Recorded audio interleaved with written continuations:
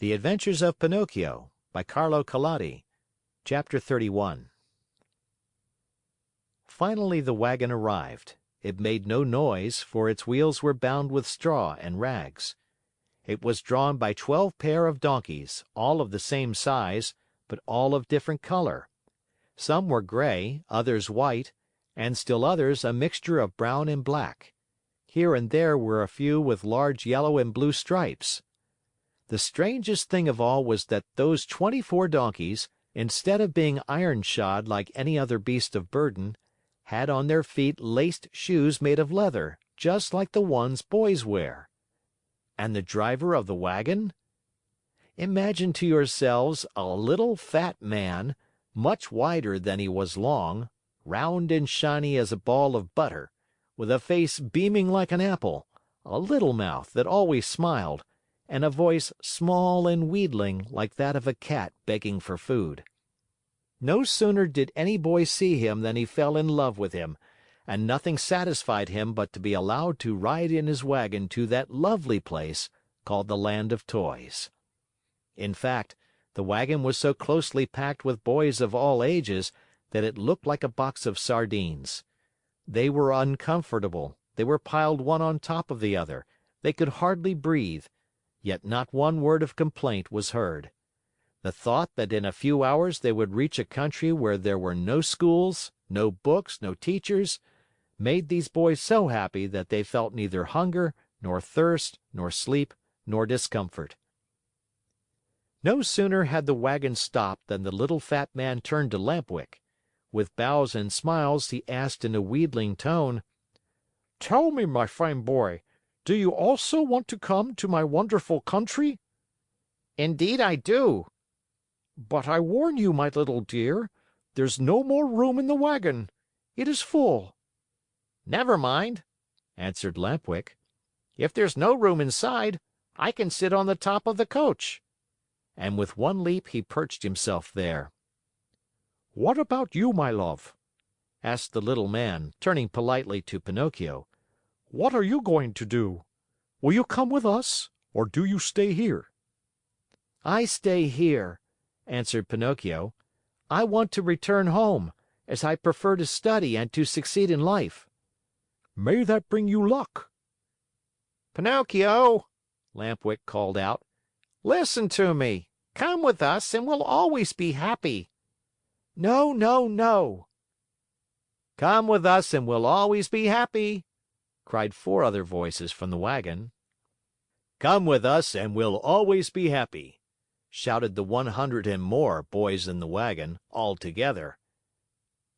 "And if I go with you, what will my good Fairy say?" asked the Marionette, who was beginning to waver and weaken in his good resolutions. "Don't worry so much. Only think that we are going to a land where we shall be allowed to make all the racket we like from morning till night." Pinocchio did not answer, but sighed deeply once, twice, a third time. Finally he said, "Make room for me. I want to go too." "The seats are all filled," answered the little man. "But to show you how much I think of you, take my place as coachman." "And you?" "I'll walk." "No, indeed, I could not permit such a thing. I much prefer riding one of these donkeys," cried Pinocchio. No sooner said than done. He approached the first donkey and tried to mount it. But the little animal turned suddenly and gave him such a terrible kick in the stomach that Pinocchio was thrown to the ground and fell with his legs in the air. At this unlooked for entertainment, the whole company of runaways laughed uproariously. The little fat man did not laugh. He went up to the rebellious animal and, still smiling, bent over him lovingly and bit off half of his right ear. In the meantime, Pinocchio lifted himself up from the ground and with one leap landed on the donkey's back. The leap was so well taken that all the boys shouted, "Hurrah for Pinocchio!" and clapped their hands in hearty applause. Suddenly, the little donkey gave a kick with his 2 hind feet, and at this unexpected move, the poor Marionette found himself once again sprawling right in the middle of the road. Again the boys shouted with laughter. But the little man, instead of laughing, became so loving toward the little animal that, with another kiss, he bit off half of his left ear.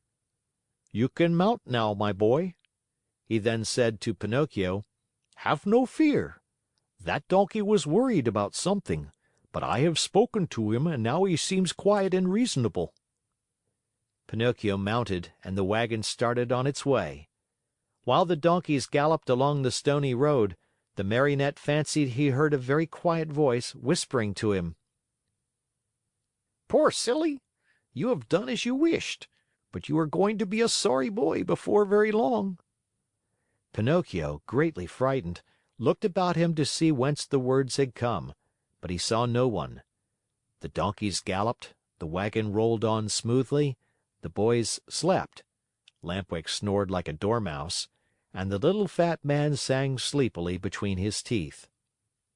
After a mile or so, Pinocchio again heard the same faint voice whispering, "Remember, little simpleton, boys who stop studying and turn their backs upon books and schools and teachers in order to give all their time to nonsense and pleasure, sooner or later come to grief. Oh, how well I know this! How well I can prove it to you! A day will come when you will weep bitterly, even as I am weeping now. But it will be too late." At these whispered words, the Marionette grew more and more frightened. He jumped to the ground, ran up to the donkey on whose back he had been riding, and taking his nose in his hands, looked at him. Think how great was his surprise when he saw that the donkey was weeping, weeping just like a boy. "Hey, Mr. Driver!" cried the Marionette. "Do you know what strange thing is happening here? This donkey weeps." "Let him weep. When he gets married, he will have time to laugh." "Have you perhaps taught him to speak?" "No. He learned to mumble a few words when he lived for 3 years with a band of trained dogs." "Poor beast!" "Come, come," said the little man. "Do not lose time over a donkey that can weep. Mount quickly and let us go. The night is cool and the road is long." Pinocchio obeyed without another word. The wagon started again. Toward dawn the next morning they finally reached that much longed for country, the Land of Toys. This great land was entirely different from any other place in the world. Its population, large though it was composed wholly of boys. The oldest were about 14 years of age, the youngest 8. In the street there was such a racket, such shouting, such blowing of trumpets, that it was deafening. Everywhere groups of boys were gathered together. Some played at marbles, at hopscotch, at ball. Others rode on bicycles or on wooden horses. Some played at blindman's buff, others at tag. Here a group played circus, there another sang and recited.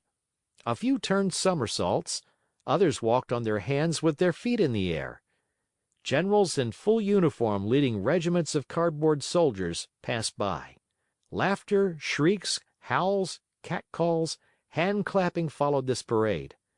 One boy made a noise like a hen, another like a rooster, and a third imitated a lion in his den. All together they created such a pandemonium that it would have been necessary for you to put cotton in your ears. The squares were filled with small wooden theaters, overflowing with boys from morning till night, and on the walls of the houses, written with charcoal, were words like these: "Hurrah for the Land of Toys! Down with arithmetic! No more school!" As soon as they had set foot in that land, Pinocchio, Lamp-Wick, and all the other boys who had traveled with them started out on a tour of investigation. They wandered everywhere, they looked into every nook and corner, house and theater. They became everybody's friend. Who could be happier than they? What with entertainments and parties, the hours, the days, the weeks passed like lightning. "Oh, what a beautiful life this is!" said Pinocchio each time that, by chance, he met his friend Lamp-Wick. "Was I right or wrong?" answered Lamp-Wick. "And to think you did not want to come! To think that even yesterday the idea came into your head to return home to see your Fairy and to start studying again. If today you are free from pencils and books and school, you owe it to me, to my advice, to my care. Do you admit it? Only true friends count, after all." "It's true, Lamp Wick, it's true. If today I am a really happy boy, it is all because of you. And to think that the teacher, when speaking of you, used to say, 'Do not go with that Lamp Wick. He is a bad companion, and some day he will lead you astray.'" "Poor teacher," answered the other, nodding his head. "Indeed, I know how much he disliked me and how he enjoyed speaking ill of me. But I am of a generous nature and I gladly forgive him." "Great soul!" said Pinocchio, fondly embracing his friend. 5 months passed, and the boys continued playing and enjoying themselves from morn till night, without ever seeing a book or a desk or a school. But, my children, there came a morning when Pinocchio awoke and found a great surprise awaiting him, a surprise which made him feel very unhappy, as you shall see. End of chapter.